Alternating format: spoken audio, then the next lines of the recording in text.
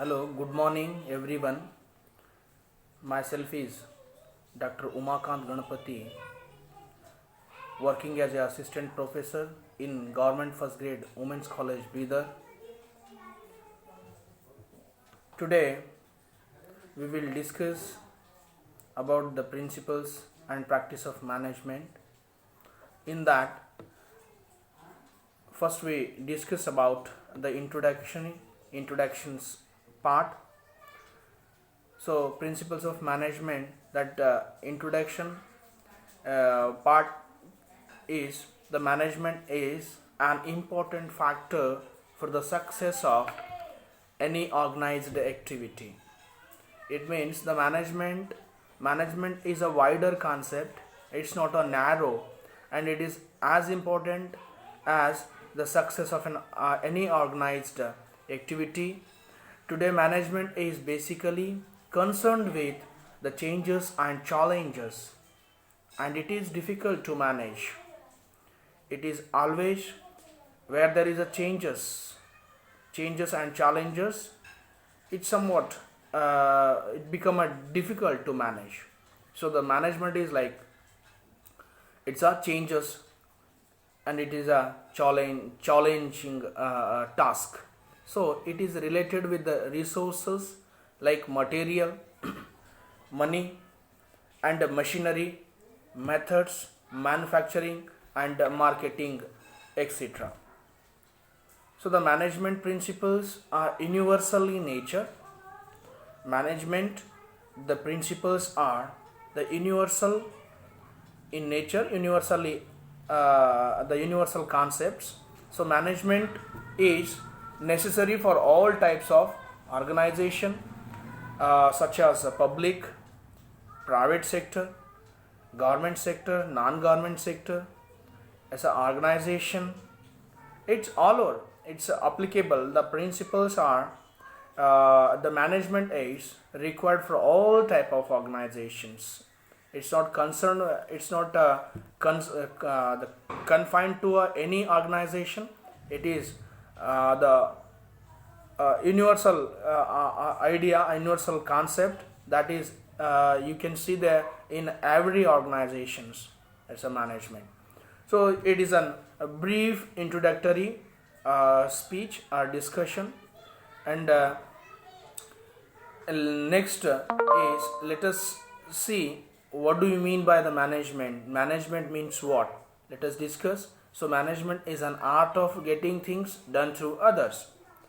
The management is an art of getting things done through others. Management ನಿರ್ವಹಣಾ ಶಾಸ್ತ್ರ ಅಂದರೆ ನಿರ್ವಹಣಾ ಶಾಸ್ತ್ರವು ಕೆಲಸ ಮಾಡುವುದಲ್ಲದೆ ಇನ್ನೊಬ್ಬರಿಂದ ಕೆಲಸ ಮಾಡಿಸಿಕೊಳ್ಳುವಂಥ ಒಂದು ಕಲೆಯಾಗಿದೆ ಅಂತ.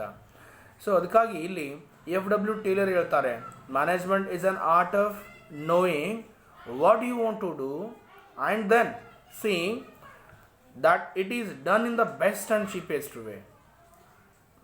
FW Taylor given the definitions that management is an art of knowing what you want to do. ಏನು ಮಾಡಬೇಕು ಅಂದ್ಕೊಂಡಿದ್ದೀವಿ ಅದನ್ನು ಸಾಧ್ಯ ಆದಷ್ಟು ಕಡಿಮೆ ಖರ್ಚಿನಲ್ಲಿ ಅದ್ಭುತವಾಗಿ ಮಾಡಿ ತೋರಿಸೋದೆ ಆ ತೋರಿಸುವಂಥ ಕಲೆಯೇ ಮ್ಯಾನೇಜ್ಮೆಂಟ್ ಆಗಿದೆ ಅಂಥೇಳಿ FW ಟೇಲರ್ ಅವರು ಹೇಳ್ತಾರೆ. Is an father of management. ನಾವು ನಿರ್ವಹಣಾಶಾಸ್ತ್ರದ ಪಿತಾಮಹ ಅಂತ ಕರಿತೀವಿ ನಾವು.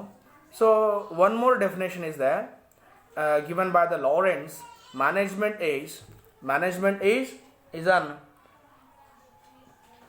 management is an accomplishment of results through the effort of other people.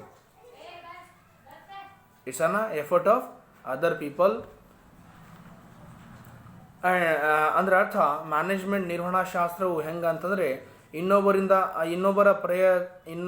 ಇನ್ನಿತರ ಜನರ ಪ್ರಯತ್ನದಿಂದ ಬಂದಂಥ ಪ್ರತಿಫಲ ಅಂತ ಕರಿತೀವಲ್ಲ, ನಮ್ಮ ನಿರ್ವಹಣಾ ಶಾಸ್ತ್ರ ಆಗಿದೆ ಅಂಥೇಳಿ ನಾವು ಕರಿತೀವಿ. ಅಂದರೆ ಇನ್ನೊಬ್ಬರಿಂದ ಕೆಲಸ ಮಾಡಿಸಿಕೊಳ್ಳುವಂಥ ಒಂದು ಶಾಸ್ತ್ರ, ಕೆಲಸ ಮಾಡಿಸಿಕೊಳ್ಳುವಂಥ ಒಂದು ಕಲೆ, ಅದಕ್ಕೆ ನಿರ್ವಹಣಾ ಶಾಸ್ತ್ರ ಅಂತ ಕರೀತಾರೆ. ಈ ನಿರ್ವಹಣಾ ಶಾಸ್ತ್ರದಲ್ಲಿ ನಾವು ನೋಡಬೇಕಾಗಿರುವಂಥದ್ದು, ನಿರ್ವಹಣಾ ಶಾಸ್ತ್ರ ಬಹಳ ಅದ್ಭುತವಾದದ್ದು.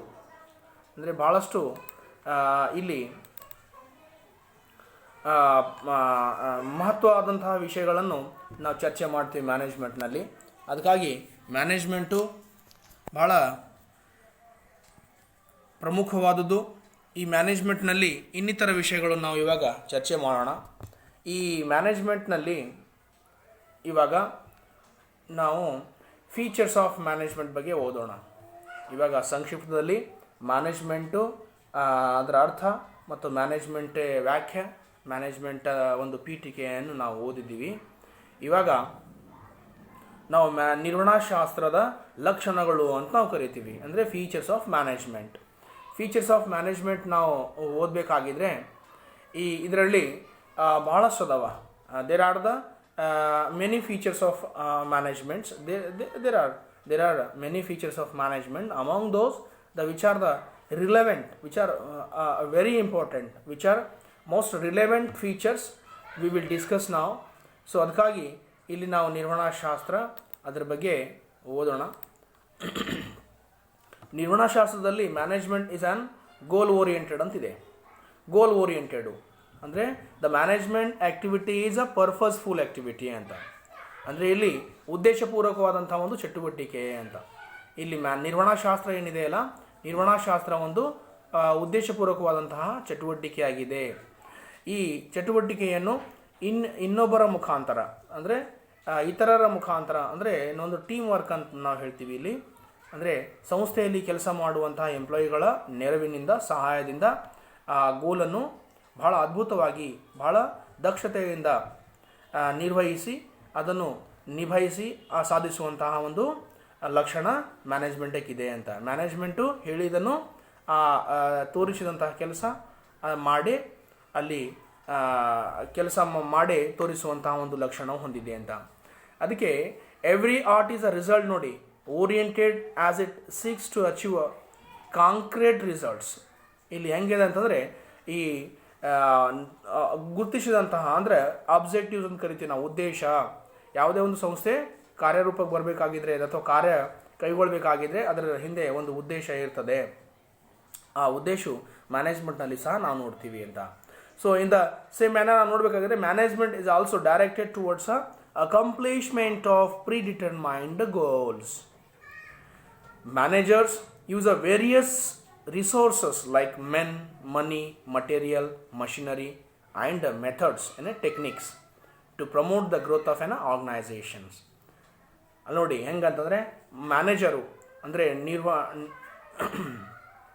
ನಿರ್ವಹಣೆದಾರ ಇಲ್ಲಿ ಏನು ಮಾಡ್ತಾನೆ ಅಂದರೆ ಮನಿ ಮಟೀರಿಯಲ್ ಎಲ್ಲವನ್ನು ಏನಂದ್ರೆ ಕೂಡಿಸ್ಬಿಟ್ಟು ಅದನ್ನು ಒಳ್ಳೆಯ ಮೆಥಡ್ನಲ್ಲಿ ಹಾಕಿ, ಅಂದರೆ ಒಳ್ಳೆಯ ಮೆಥಡವನ್ನು ಉಪಯೋಗ ಮಾಡಿ, ಪದ್ಧತಿಯನ್ನು ಉಪಯೋಗ ಮಾಡಿ ಆ ಆರ್ಗನೈಸೇಷನ್ಸನ್ನು ಬೆಳೆಸ್ತಾ ಇರ್ತಾನೆ. ಅದಕ್ಕೆ ಗೋಲ್ ಓರಿಯೆಂಟೆಡ್ ಅಂತ ನಾವು ಕರಿತೀವಿ. ಸೊ ಅದಕ್ಕೆ we can say that management is on art. Therefore it requires what? It requires applications of certain principles. Rather it is on art of highest order because it deals with molding and attitude, molding at the attitude and behavior of people at a work towards desired goals. ಇಲ್ಲಿ ಹೆಂಗೆ ನೋಡಿ, management is ಗೋಲ್ ಓರಿಯೆಂಟೆಡ್ನಲ್ಲಿ ನಾವು ನೋಡ್ಕೋತಾ ಹೋದರೆ ಇಲ್ಲಿ ಹೆಂಗೆ ಅಂತಂದರೆ ಆರ್ಗನೈಸೇಷನ್ಸ್ನಲ್ಲಿ ಎಂಪ್ಲಾಯಿಗಳ, ಅಂದರೆ ನೌಕರದಾರನ ಒಂದು ಕೆಲವು ವಿಚಾರಗಳನ್ನು ಏನು ಮಾಡೋದು, ಕೆಲವೊಂದು ಲಕ್ಷಣಗಳು, ಕೆಲವೊಂದು ಪದ್ಧತಿ ಅಂತ ಕರಿತೀವಿ ನಾವು, ಅಟಿಟ್ಯೂಡ್ಸ್ ಅಂತ ಕರಿತೀವಲ್ಲ, ಅವರ ಒಂದು ಹಾವಭಾವಗಳಲ್ಲಿ ಬದಲಾವಣೆಯನ್ನು ತಂದು ಆರ್ಗನೈಸೇಷನ್ಸ್ ಗುರುತಿಸಿದಂತಹ ಗೋಲನ್ನು ಮುಟ್ಟುವಂತಹ ಒಂದು ಕಾರ್ಯ ಇಲ್ಲಿ ಮ್ಯಾನೇಜ್ಮೆಂಟ್ನಲ್ಲಿ ಆಗ್ತದೆ ಅಂತ. We can say that the management is an art of art basic in outside of the chapter ನಾ ಹೇಳೋದಲ್ಲ, organisation is an art getting things done through others. ಈ ಕೆಲಸವನ್ನು ಮಾಡಿಸಿಕೊಳ್ಳುವಂತಹ, ಕೆಲಸವನ್ನು ತೆಗೆದುಕೊಳ್ಳುವಂತಹ, ಇನ್ನೊಬ್ಬರಿಂದ ತೆಗೆದುಕೊಳ್ಳುವಂತಹ ಒಂದು ಕಾರ್ಯ ಅಥವಾ ಒಂದು ಕಲೆಯಾಗಿದೆ ಅಂತ ಹೇಳ್ತೀವಲ್ಲ. therefore it requires what? Applications of certain, it requires applications of certain techniques, certain principles. Rather it is an art of highest order because it deals with the molding the attitude and behavior of people at a work towards desired goals. ಅರ್ಥ ಮಾಡ್ಕೊಳ್ಬೇಕಾಗಿರುವಂಥ ಒಂದು ವಿಷಯ ಇಲ್ಲಿ ಯಾವ ರೀತಿ mould ಮಾಡಿ ಎಂಪ್ಲಾಯಿಗಳನ್ನು ಏನಪ್ಪ ಅಂದರೆ ಗುರಿಯ ಕಡೆಗೆ ಒಡ್ಡುವಂತಹ ಒಂದು ಕೆಲಸ ಮಾಡ್ತದೆ. ಅದಕ್ಕಾಗಿ ಗೋಲ್ ಓರಿಯೆಂಟೆಡ್ ಅಂತ, management is a goal oriented ಅಂತ ಕರಿತೀವಿ ನಾವು. ನೆಕ್ಸ್ಟ್ ಮ್ಯಾನೇಜ್ಮೆಂಟು ಹೆಂಗಿದೆ ಅಂತಂದರೆ, ಮ್ಯಾನೇಜ್ಮೆಂಟು ಪ್ರತಿಯೊಂದು ಅಂಶವನ್ನು ಕಲಿಸ್ಕೊಡ್ತದೆ ಅದು. ಅದಕ್ಕಾಗಿ ಮ್ಯಾನೇಜ್ಮೆಂಟು ಭಾಳ ಪ್ರಮುಖವಾದಂತಹ ಪಾತ್ರ ನಿಭಾಯಿಸುತ್ತದೆ ಅಂತ.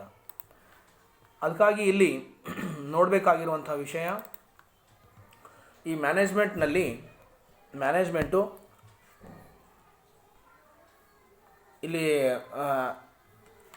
ಇಲ್ಲಿ ನಾವು ನೋಡ್ತಾ ಇರುವಂಥದ್ದು ಮ್ಯಾನೇಜ್ಮೆಂಟ್ ಗೋಲ್ ಓರಿಯೆಂಟೆಡ್ ಆದ ನಂತರ management integrates human, physical and financial resources. ಇಲ್ಲಿ ಯಾವ ರೀತಿ ಇಂಟಿಗ್ರೇಟ್ ಮಾಡ್ತದೆ, ಯಾವ ರೀತಿ ಅನುಕೂಲ ಮಾಡಿಕೊಡ್ತದೆ, ಯಾವ ರೀತಿ ಸಹಾಯ ಮಾಡಿಕೊಡ್ತದೆ ನೋಡಿ ಮ್ಯಾನೇಜ್ಮೆಂಟು. ಮನುಷ್ಯ ಮತ್ತು ಯಂತ್ರಗಳ ಮತ್ತು ಇನ್ನಿತರ ಸಂಪನ್ಮೂಲ ಮಧ್ಯದಲ್ಲಿ ಭಾಳ ಒಂದು ಒಳ್ಳೆಯ ಒಂದು ವಿಚಾರವನ್ನು ಮ್ಯಾನೇಜ್ಮೆಂಟ್ ಬಿತ್ತುವಂಥ ಕೆಲಸ ಮಾಡ್ತದೆ. In an organisations, human beings work with non-human resources or non-human beings like a machine, material, financial assets and or buildings ಕೂಡ ಕರಿತೀವಿ ನಾವು. So any employee, where they will work, employee works in the organizations with some other non-human beings things like machines, material, financial assets and buildings, etc. So management integrates human efforts. Management integrates human efforts to those resources. Management integrates the human efforts to those resources. ಏನು ಮಾಡಿಕೊಡ್ತದೆ ಅಂತಂದರೆ, ಇಲ್ಲಿ ನಿರ್ವಹಣೆ ಅಂತ ನಾವು ಕರಿತೀವಿ, ನಿರ್ವಹಣಾ ಶಾಸ್ತ್ರ management ಈ ರೀತಿ ಮಾಡ್ತದೆ ಅಂದರೆ, ಮನುಷ್ಯನ ಒಂದು ಎಫರ್ಟನ್ನು ಅಲ್ಲಿ ರಿಸೋರ್ಸನ್ನು ಏನು ಮಾಡ್ತದೆ ಅಂತಂದರೆ ಇಲ್ಲಿ ಅನುಕೂಲ ಮಾಡಿಕೊಡುವಂತಹ ಕೆಲಸ ಮಾಡ್ತದೆ. So it brings harmony among the human, physical, financial resources. ಯಾವ ರೀತಿ ಅಂತಂದರೆ ಇದರಲ್ಲಿ ಭಾಳಷ್ಟು ಏನಪ್ಪ ಅಂದ್ರೆ ಒಂದು ಎನ್ಕರೇಜ್ಮೆಂಟ್ ಅಂತ ಕರಿತೀವಲ್ಲ, ಆ ರೀತಿ ಈ ಡೆವಲಪ್ ಮಾಡುವಂತಹ ಒಂದು ಕೆಲಸ ಇಲ್ಲಿ ಮ್ಯಾನೇಜ್ಮೆಂಟ್ ಮಾಡ್ತದೆ. So management integrates human, physical and financial resources. ಅದಕ್ಕಾಗಿಯೇ ಈ ಫೀಚರ್ಸನ್ನು ನಾವು ಓದ್ತೀವಿ. So the third point is third features of management is management is a continuous process. It's one of the important features of management, because the management is an ongoing process. Management is not a standstill. It is a flow.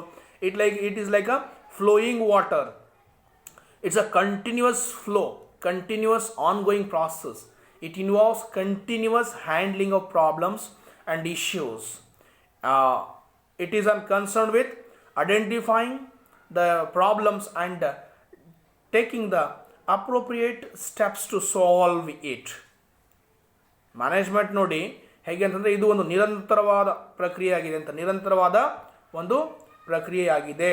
ಇದು ಯಾವಾಗೂ ನಿರಂತರವಾಗಿರುವುದರಿಂದ ಬರುವಂತಹ ಸಮಸ್ಯೆ ಮತ್ತು challenges ಅನ್ನು ಕರಿತೀವಲ್ಲ, ಆಹ್ವಾನ, ಅದನ್ನೆಲ್ಲ ಸ್ವೀಕಾರ ಮಾಡಿ ಅದನ್ನು ಒಳ್ಳೆ ರೀತಿಯಿಂದ ನಿಭಾಯಿಸುವಂಥ ಕೆಲಸ ಮ್ಯಾನೇಜ್ಮೆಂಟು ಮಾಡ್ತದೆ. ಅದಕ್ಕಾಗಿ ಇರುವಂತಹ ಸಂಸ್ಥೆಯಲ್ಲಿರುವಂತಹ ಬರುವಂತಹ ಎಲ್ಲ ಸಮಸ್ಯೆಗಳನ್ನು, ಯಾವ್ಯಾವ ಸಮಸ್ಯೆಗಳು ಎಲ್ಲೆಲ್ಲಿದ್ದಾವೆ, ಯಾವ್ಯಾವ ಡಿಪಾರ್ಟ್ಮೆಂಟ್ನಲ್ಲಿದ್ದಾವೆ, ಯಾವ ಡಿಪಾರ್ಟ್ಮೆಂಟ್ನಲ್ಲಿ ಸಮಸ್ಯೆ ಇದ್ದಾವೆ, ಅದನ್ನು ಯಾವ ರೀತಿ ನಿಭಾಯಿಸಬೇಕು, ಎಲ್ಲವೂ ಕೂಡ ಏನಪ್ಪ ಅಂದ್ರೆ ಪ್ರತಿಯೊಂದು ಕೂಡ ಒಂದು ಒಳ್ಳೆಯ ಸ್ಟೆಪ್ಸನ್ನು ತೊಗೊಂಡ್ಬಿಟ್ಟು ಅದನ್ನು ಸಾಲ್ವ್ ಮಾಡುವಂತಹ ಒಂದು ಕೆಲಸ ಮ್ಯಾನೇಜ್ಮೆಂಟ್ ಮಾಡ್ತಾ ಇದೆ. ಸೊ ಅದಕ್ಕೆ ಫಾರ್ ಎಕ್ಸಾಂಪಲ್ ಹೇಳಬೇಕಾಗಿದ್ರೆ, ಒಂದು ಡಿಪಾರ್ಟ್ಮೆಂಟ್ನಲ್ಲಿ ಯಾವ ಒಂದು ಕಂಪನಿ ಟಾರ್ಗೆಟ್ ಮಾಡ್ತದೆ, the target of company about maximize the productions. Targets of the company is to maximize the productions, and for achieving these targets, various policies have to be framed. But this is not the end. Nodi henga antandre, if the target of the company is to maximize the productions, for achieving this target, the company may undergo the various policies have to be framed, and but this is not end. ಅದರ ಅರ್ಥ ಇಷ್ಟೇ, ಇಲ್ಲೇ ಮುಗಿಯೋದಿಲ್ಲ ಅಂತ. ಏನಂದರೆ ಇನ್ನೂ ಇದೆ, productions ಮಾಡೋದಷ್ಟೇ ಅಲ್ಲ, ಅದನ್ನು ಸೇಲ್ ಮಾಡಬೇಕಲ್ಲ. Marketing and advertising is also to be done by the company. ಯಾಕಂದರೆ ಮತ್ತೆ ಅಡ್ವರ್ಟೈಸ್ಮೆಂಟ್ ಯಾವ ರೀತಿ ಮಾಡಬೇಕು, ಎಷ್ಟು ಖರ್ಚು ಮಾಡಬೇಕು ಅಡ್ವರ್ಟೈಸ್ಮೆಂಟ್ಗೆ, ಮತ್ತು ಮಾರ್ಕೆಟಿಂಗ್ ಯಾವ ರೀತಿ ಮಾಡಬೇಕು, ಯಾರ ಕಡೆಯಿಂದ ಮಾಡಿಸ್ಬೇಕು, ಯಾರು ಏನಪ್ಪ ಫೇಮಸ್ ಆ್ಯಕ್ಟರ್ಸ್ ತರಿಸ್ಬೇಕಾ ಅಥವಾ ಏನು ಸ್ಪೋರ್ಟ್ಸ್ ಪರ್ಸನ್ಸ್ ತರಿಸ್ಬೇಕಾ, ಎಲ್ಲ ಭಾಳ ಅದಾವ. ಅದಕ್ಕೆ ಅಂದರೆ ಅರ್ಥ it's an management is a continuous ongoing process or it's a continuous process ಅಂತ ನಾವು ಕೂಡ ಕರಿತೀವಿ. For this policy have to be again framed ಏನಾಗ್ತದೆ, ಮತ್ತು ಇದು ಫಾರ್ ದಿಸ್ ಏನು ಮಾಡಬೇಕೀಗ ಅಡ್ವರ್ಟೈಸ್ಮೆಂಟ್ ಆ್ಯಂಡ್ ಮಾರ್ಕೆಟಿಂಗ್ ಮಾಡೋ ಸಲುವಾಗ ಮತ್ತೆ ಇನ್ನೂ ಪಾಲಿಸಿಯನ್ನು ಫ್ರೇಮ್ ಮಾಡಬೇಕಾಗ್ತದೆ. ಅದಕ್ಕಾಗಿಯೇ ಇಲ್ಲಿ ನಾವೇನು ಕರಿತೀವಿ, management is an ongoing process, it's a continuous process ಅಂತ ನಾವು ಕರಿತೀವಿ. So have to be again framed and hence this is an ongoing process ಅಂತ ಕರೀತಾರೆ. Management is an like flowing water ಅಂತ ಕರಿತೀವಿ ನಾವು, not a stand still water ಅಂತ. ನಿಂತ ನೀರು ಅಲ್ಲ, ಇದು ಹರಿಯುವ ನೀರು ಅಂತ ನಾವು ಕೂಡ ಒಂದು ಭಾಷೆಯಲ್ಲಿ ಅಂತೀವಿ. ಸೊ ಹಾಗೆಯೇ ಈ ರೀತಿಯಾದಂಥ management is a continuous process. And I skip to the next point, that is management is all pervasive. ಇದು ಕೂಡ ಬಹಳಷ್ಟು ಪ್ರಮುಖವಾದಂತಹ ಒಂದು ಲಕ್ಷಣ. Management is all pervasive means the management is required in all types of organizations, whether it is a political, social, cultural or business. ಯಾಕೆಂತಂದರೆ because it helps and directs the various efforts towards definite purpose. ನೋಡಿ, ಅರ್ಥ ಮಾಡ್ಕೊಳ್ಬೇಕಾಗಿರುವಂಥ ವಿಷಯ ಇಲ್ಲಿ management ಎಲ್ಲ ಕಡೆ ಬೇಕು ರೀ, ಎಲ್ಲ ಟೈಪ್ಸ್ ಆಫ್ ಆರ್ಗನೈಸೇಷನಲ್ಲಿ ಬೇಕು. ಅದು ಪಾಲಿಟಿಕಲ್ ಇರಲಿ, ಸೋಷಿಯಲ್ ಇರಲಿ, ಕಲ್ಚರಲ್ ಇರಲಿ, ಮತ್ತು ಯಾವುದೇ ಥರದಂಥ ಒಂದು ಆರ್ಗನೈಸೇಷನ್ಸ್ ಇರಲಿ, ಆ ಮ್ಯಾನೇಜ್ಮೆಂಟ್ ಮಾತ್ರ ಎಲ್ಲದಕ್ಕೂ ಬೇಕು. ಸಣ್ಣದಿರಲಿ ದೊಡ್ಡದಿರಲಿ, ಅದು ಟಾಟಾ ಹಿಡ್ಕೊಂಡು ಬಾಟಾ ಕಂಪ್ನಿ ತನ, ಯಾವುದೇ ಒಂದು ಸಣ್ಣ ಕಂಪ್ನಿಯಿಂದ ದೊಡ್ಡ ಕಂಪ್ನಿ ತನ ಮ್ಯಾನೇಜ್ಮೆಂಟು ಬೇಕೇ ಬೇಕು. ಅದಕ್ಕಾಗಿಯೇ ಮ್ಯಾನೇಜ್ಮೆಂಟ್ ಯಾಕೆ ಅಂತಂದರೆ, management it helps assist, it directs the business towards that's a definite purpose ಕಡೆ, ಡೆಫಿನೆಟ್ ಗೋಲ್ ಕಡೆ ಇಟ್ ಡೈರೆಕ್ಟ್ ಮಾಡ್ತದೆ, ಇಟ್ಸ್ ಪುಷಪ್ ಮಾಡ್ತದೆ, ಹೆಲ್ಪ್ ಮಾಡ್ತದೆ, ಅಸಿಸ್ಟ್ ಮಾಡ್ತದೆ ಅಂತ. ಅದಕ್ಕಾಗಿಯೇ ಮ್ಯಾನೇಜ್ಮೆಂಟ್ ಬೇಕು. Whenever more than one person in an organization are engaged in a working for a common goal, management is necessary. ಒಬ್ಬರಿಗಿಂತ ಇಬ್ಬರಿದ್ದರು ಕಾಮನ್ ಪರ್ಪಸ್ಗಾಗಿ, ಅಂದರೆ ಎಲ್ಲರ ಉದ್ದೇಶಕ್ಕಾಗಿ ವರ್ಕ್ ಮಾಡ್ತಾ ಇದ್ದರೆ ಆ ಸಂಸ್ಥೆಗೆ ಮ್ಯಾನೇಜ್ಮೆಂಟ್ ಭಾಳ ಅವಶ್ಯಕತೆ ಇದೆ ಅಂತ ಕೇಳ್ತಾರೆ.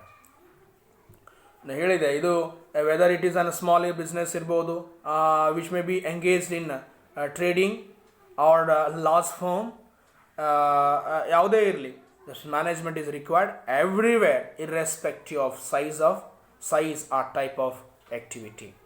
ಈ ಮ್ಯಾನೇಜ್ಮೆಂಟು ಎಲ್ಲ ಒಂದು ಸಂಸ್ಥೆಗಳಿಗೆ ಮ್ಯಾನೇಜ್ಮೆಂಟ್ ಬೇಕು. ಅದಕ್ಕಾಗಿಯೇ ಮ್ಯಾನೇಜ್ಮೆಂಟ್ ಈಸ್ ಆಲ್ ಪರ್ವಸಿವ್ ಅಂತ ಕರೀತಾರೆ. ನೆಕ್ಸ್ಟ್ ನಾವು ಪಾಯಿಂಟಿಗೆ ಹೋಗೋಣ. Management is a group of activity, management is a group activity ಅಂತ ಕರಿತೀವಿ. ಮ್ಯಾನೇಜ್ಮೆಂಟು ಒಂದು ಟೀಮ್ ಎಫರ್ಟ್ ಇದೆ ಅಂತ, ಟೀಮ್ ಕಾರ್ಯ ಆಗಿದೆ. ಒಂದು ಒಬ್ಬನಿಂದ ಮಾತ್ರ ಇಲ್ಲಿ ಕಾರ್ಯ ಆಗದು, ಎಲ್ಲರೂ ಇಲ್ಲಿ ಸಹಕಾರ ಬಹಳ ಪ್ರಮುಖವಾದುದು ಅಂತ. Management is very much less concerned with the individual efforts and it is more concerned with the groups effort. It involves the use of group effort to achieve a predetermined goals of a management is a good refer to the group of persons managing and the enterprise. ಅರ್ಥ ಇಷ್ಟೇ. ಇಲ್ಲಿ ನಾವು ಮಾಡ್ತಾ ಇರೋದು it's an team effort ಅಂತ ನಾವು ಕರಿತೀವಿ. Team effort is very important. ಇದರಲ್ಲಿ ಟೀಮ್ ಎಫರ್ಟ್ ಇಲ್ಲ ಅಂತಂದರೆ ಅದು ಸಕ್ಸಸ್ ಆಗೋದು ಭಾಳ ಕಷ್ಟ, ಭಾಳ ಕಠಿಣ ಅಂತ ಕರೀತಾರೆ. ಅದಕ್ಕೆ management is very much less concerned with individual efforts, more concerned with groups. ಅದಕ್ಕಾಗಿ team effort is important, team effort is required. So ಅದಕ್ಕಾಗಿಯೇ ಈ ಮ್ಯಾನೇಜ್ಮೆಂಟ್ ಲಕ್ಷಣಗಳು ನಾವು ಇವತ್ತು ಓದಿದ್ದೀವಿ. ಸೊ ಇವಾಗ ಮತ್ತೆ ಮುಂದಿನ ಕ್ಲಾಸ್ನಲ್ಲಿ ಮುಂದಿನ ಒಂದು ವಿಷಯನ ತಿಳಿಯೋಕ್ಕೆ ಪ್ರಯತ್ನ ಮಾಡೋಣ. ಧನ್ಯವಾದ.